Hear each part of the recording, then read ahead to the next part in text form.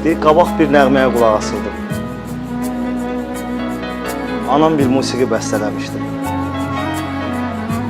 Bir parça şeirdən yaranan əsər bütün nəğmələri üstələmişdi. Demirəm dərin bir fəlsəfə idi, bəlkə də mənası aşıb daşırdı. Amma o nəğməyə qulaq asanda anamın özü də uşaqlaşırdı. Yox, orada atalar sözü yox idi. Orada anaların ahı var idi, orada bir uşaqlıq xatirələri, orada bir qocalıq ruhu var idi.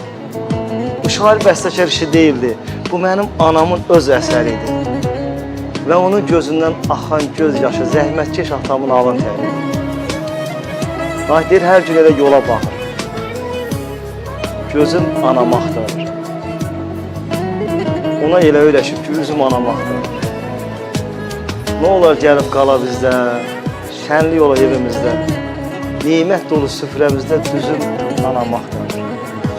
Davaya bax süfrədəki, hanı çiçəklin əlbəki, indi kimə edim ərkiyim, nazım anam axtarır. Güllü süfrə, güllü pərdə, hər gün açılardı yerdə, nəğmələrdə, şeirlərdə sözüm anam axtarır. Durub gəzə-gəzə gəlmir, əlində bir məzə gəlmir. Neçə gündür bizə gəlmir, qızım anam axtarır, qızım anam axtarır.